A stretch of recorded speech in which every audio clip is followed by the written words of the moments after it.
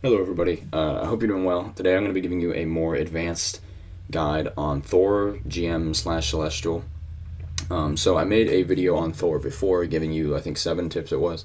However, I had a lot of people saying that they wanted more in-depth or advanced tips, or maybe that the video that I made was rudimentary, and I kind of agree. I gave a lot of just basic overall how to play him. So in this one I'm going to be giving you some more advanced tech and tips that I like to do with Thor that really help me win my games, maximize my damage output, maximize my survivability, and my eliminations and value. Okay, so the first thing I'm going to go over with Thor for you is my settings and my crosshair, what I like to use for Thor. My settings, I keep 250, 250 for horizontal and vertical. Most people have their vertical lower than they do their horizontal, but I mean, it doesn't make that much of a difference to me. I just keep them the same. I have linear curve, my minimum input at 10, my maximum input at 10, max dead zone sensitivity boost up to 50, which just makes it so when you reach your max dead zone, your insensitivity increases. So maybe you're trying to turn around really fast, it'll help you do that. Max dead zone response time is at 20. All the invert things off. I'm not like a pilot. I don't need to. I'll play normal. Amos's strength is down to 50 for Thor because of how a lot of his abilities work. You can get really screwed over when you're trying to hit someone with your hammer swing or with your awakening rune just by one person running across your screen. It might drag your aim assist to their hitbox instead of who you're actually aiming at. So I try to keep that a little bit lower just to not screw me over as much. And I make the aim assist ease in at 25 for the same reason. And then I've got this custom reticle for Thor. So I'm going to show you how to do it, and I'm going to show you why I have it this way. So I just have it like the dot with the circle. No reticle animation. Width is 10. The circle opacity is down to 10. The outline width is at 30. Dot outline width is at 30. Circle outline width is at 30. That's all normal. No blur. Blur unnecessary. Center gap is at 58. Crosshair radius is at 58. Circle radius is at 80. And yeah, I just keep my color white. You can change your color in your crosshairs. There's nothing wrong with that. If you do, I suggest making it a more brighter, like neon kind of color, so you can still react to it and find it when you need to. You don't want to make it like a dull color, and you don't want to make it black. I think black is a horrible idea for crosshair because it blends in too well with character outlines and the darkness of the map. And then I also have attack range hints on, which you don't know what that is. It basically highlights an enemy when you are close enough to be able to hit them with your melee, which it's for melee heroes like Thor or like Wolverine or Black Panther. I suggest having that on for all of them because it basically just tells you if you are close enough or not to be able to hit them. And then I also have allied health bars on. You should have that on for everybody if you are trying to play like competitive and take it seriously, so you can see who's at what health and if they need any help. Alright, anyway, I'm going to show you why I like this crosshair. So this crosshair, the dot is in the center just to help me keep the center of the screen in mind, but then this little opaque crosshair on the outside, the circle, is to let me know when an enemy is able to be hit by my abilities. So if there's an enemy within my circle at all, I know that I can hit them with whatever ability I'm trying to hit them with. And it's especially helpful for the awakening rune because the awakening rune has more range on the sides than you might think. So as long as someone is within my circle, I can still hit them with it. Okay, and I'm going to do the same thing I do with this video that I normally do, where I go over all my tips, why I think they're useful, how they help, and then at the end of the video I'm going to go over some clips that I have from actual games that include these tips, and I can explain how I utilize them in the match, and you can kind of see for yourself a little more how I use them. So Thor's hammer swing, his storm surge, it's left trigger on consoles. This is a great ability because it is fast, it can carry enemies away, and it only costs 1 Thor force and it deals damage. So I suggest using this constantly when you're in a close quarters battle whatsoever, because what's great about it is it only has a 1 second cooldown. As long as you have the Thor force for it, you can keep doing it, and you get the Thor force back immediately after you hit the enemy with your hammer, because Thor force gets recharged whenever you hit an enemy with your hammer. So you just immediately get it back and you can continue doing it. I do this because it maximizes the damage output. I can just constantly maintain my damage, and it makes the enemy, puts them in a more unpredictable situation because they're constantly moving around.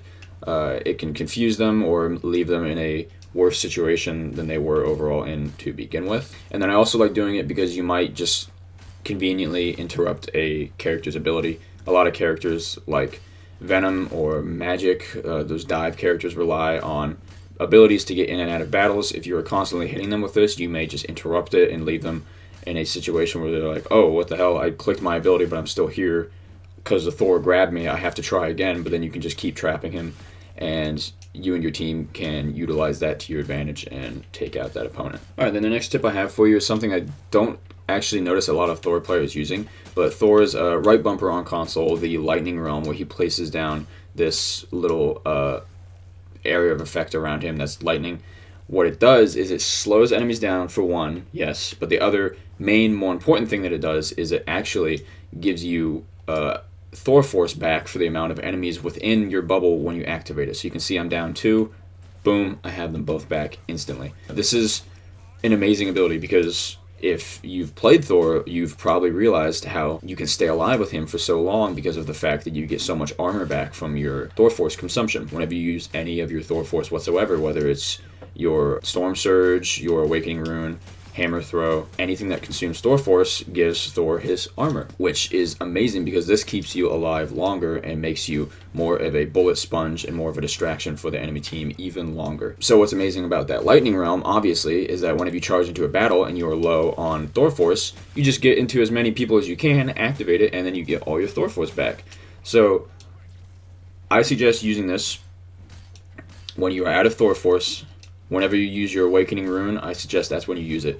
So once you are out of your Awakening Rune and you only have like the one Thor Force, all you'd have to do is hit an enemy and then use your Lightning Realm, and you can just immediately have it back.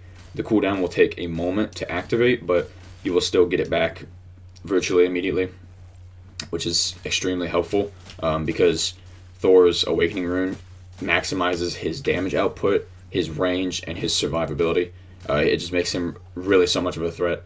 So yeah, stop using your Lightning Realm right when you get into the battle and you're already at full Thor Force. I see so many Thors do that just for the slowdown effect on the enemies, but it's minute. It's just useless, I think, compared to the fact that you can get all your Thor Force back just like that. Alright, so next up is Thor's ultimate. So I'm going to be completely honest with you, Thor's ultimate is probably the worst thing about him. Doesn't do that much damage, it's slow, and it's easy to get out of. Almost every character has a movement ability that they can get out of it, and it still leaves you very vulnerable if they decide to try and attack you.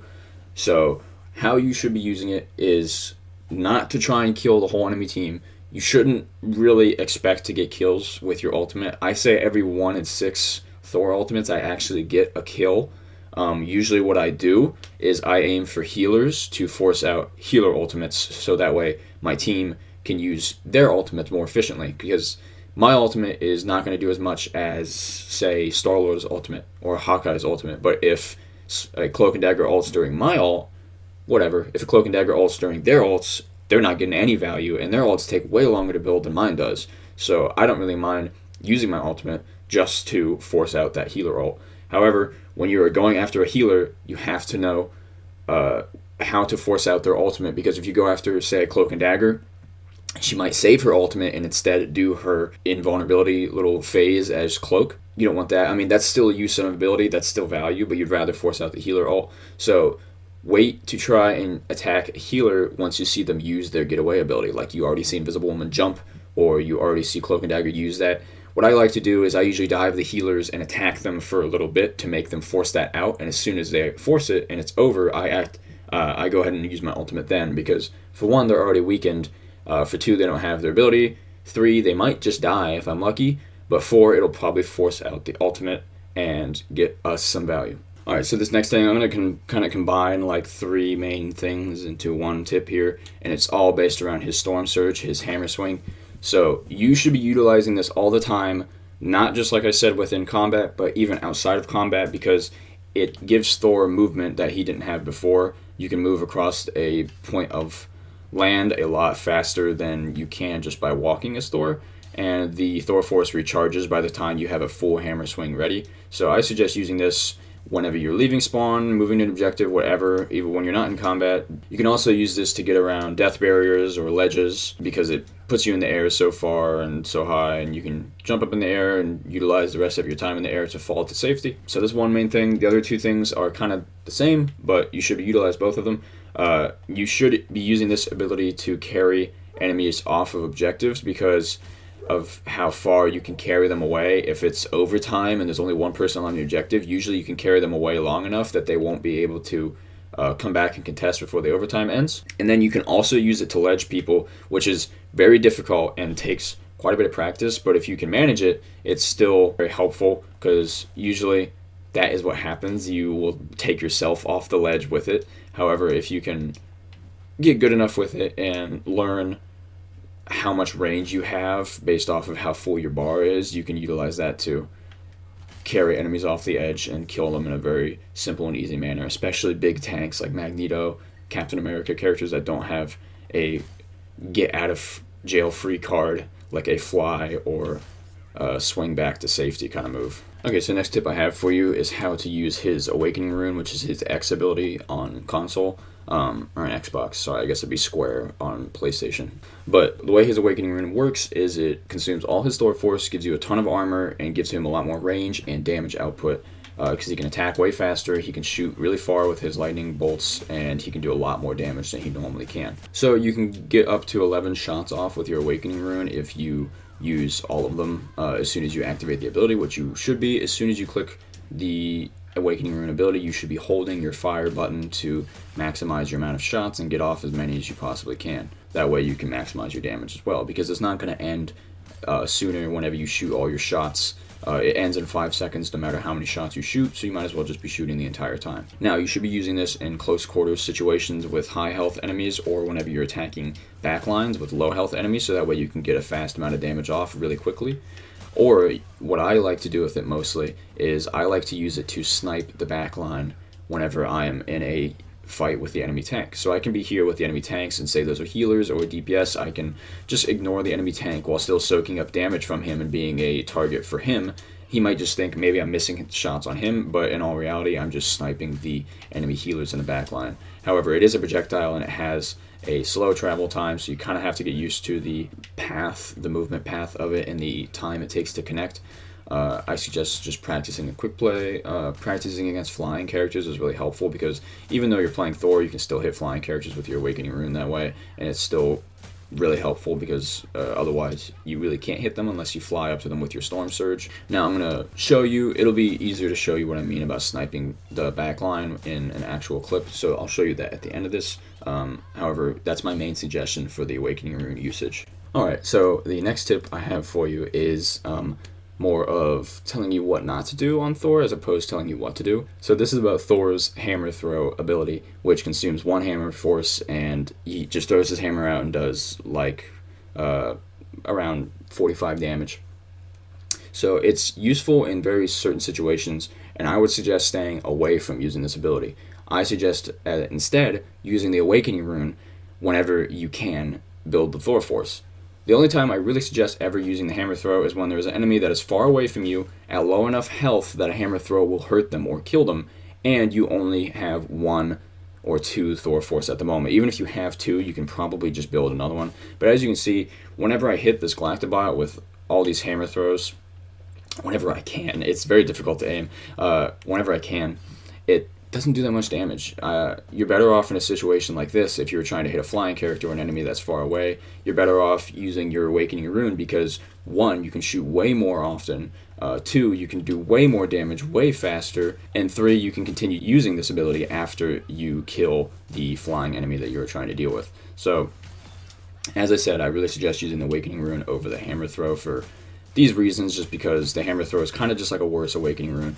But it still can be used in very certain situations, so it's really up to you. And this could just be more of a personal playstyle kind of thing. Maybe you use the hammer throw and you use it better than I do, and if that's the case, then you do you. This is more just what I think you should be doing, and I get way more value with the Awakening Rune than I ever have done the hammer throw. Okay, so in this clip, I'm going to show you how I use the Awakening Rune to kind of snipe the backline. So as you can see, I am currently playing in the Magneto's face, while sniping the enemy backline with the Awakening Rune, and he doesn't really realize that's what's going on. He's just trying to focus on me. He realized at the last second and turned to try and bubble her, but it was a little too late.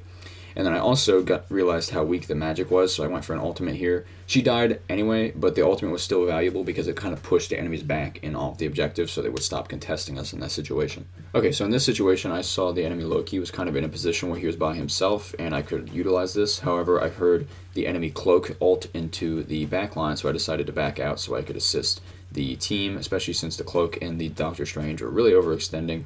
And then I found this opportunity where I was able to swing past the Doctor Strange's shield and go for an ultimate, and I managed to kill 3, which I wasn't expecting at all. I was expecting to force out a Luna Snow ultimate, but it still killed and gave us a lot of value. Okay, so in this clip, we were having a very difficult time holding this position because the enemy got such a upper hand on us, and we had less people than they did. So I'm doing everything I can to consume all my Thor Force and get as much shield out of it as I can. Then the Invisible Woman places down an ultimate to keep me alive so I can keep getting value. I see the Namor is a little bit separate from the team, so I am on him so I can get all my Thor Force back and activate my Awakening Rune, and then I snipe the Jeff with as many as I can, finish him off, and then this magic is ulting on my healers, so I'm trying to move up in her face and contest her so that way she doesn't tear away my healers. And here I go for a ledge on the Captain America, however I didn't have enough time to build charge on it, so I wasn't fully able to take him off the ledge. But as you can still see, it's overtime, we're at 99, he was trying to contest and I pushed him off so he couldn't contest and was in a worse position overall and didn't even try to touch. Okay, so this one is probably one of my best clutches on Thor. I think this was a Celestial match. So as you can see, my whole team is dead. They're 99. Both teams are at 99 and they're on OT. So I am getting there as fast as I can with the power surge, the little hammer swings. So I hold out long enough for my Luna Snow to get there and ult. I kill 2, and then I ult and kill their Luna so she cannot ult and keep them all alive. And then I just finish it off by damaging down the Magneto and the Thing. The capture, and we win this round because of that. And then this isn't Thor, this is just a clip I wanted to throw in here to show it off. I think this was my best Doctor Strange ultimate. The whole enemy team was grouped up right here on the objective. Even Banner wasn't even in Hulk, so that was great because we could kill him so easily. And they weren't expecting me to push into the Invisible Woman ultimate, and I was like, it's about to end, I can get a lot of value off this ultimate. So yeah, I think that was just my best Doctor Strange ult, at least in a while. And I do have a lot of good gameplay clips from matches I played in Ranked, so if that's something that you guys would maybe want to see me go over sometime, and I can even just explain how I'm playing that character or how I manage this, let me know, and that's something I can do. Anyway, that's all I got for you guys today. I hope you enjoyed this video, and I hope that it helps you in any way. If you have any questions at all, please feel free to ask me. I always respond in the comments. If you like this, feel free to give it a like or subscribe or share it. Let me know what you'd like to see in a future video maybe, and yeah, that's it. Have a wonderful day.